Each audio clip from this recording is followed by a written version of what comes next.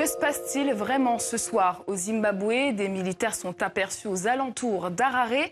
La situation reste confuse depuis les déclarations hier du chef de l'armée. Il avait menacé directement le parti de Robert Mugabe qui ce soir accuse l'armée de trahison. Le point sur la situation avec Simon Rodier.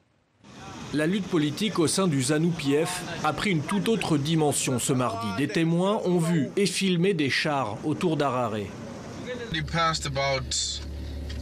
I think 10 tanks, and it seems like more and more are heading towards Harare.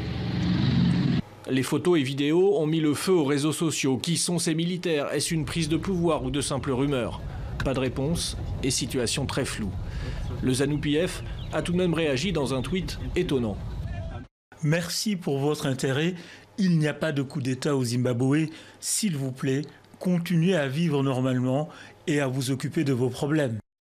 Cela fait suite au coup d'éclat des militaires ce lundi. Aux côtés de 90 hauts gradés, le général Chiwenga, dans une conférence de presse au ton dur, critique la situation politique chaotique au cœur du ZANU-PF.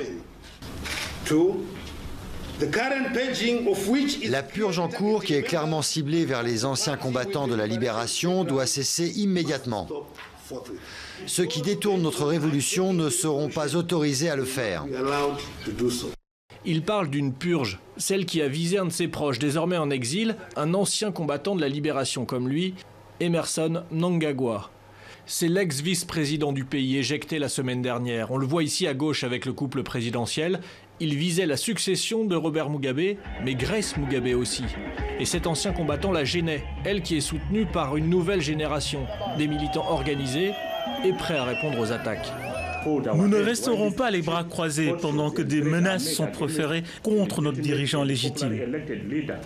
L'article 218 de la Constitution oblige l'armée à rester confinée à la caserne en temps de paix.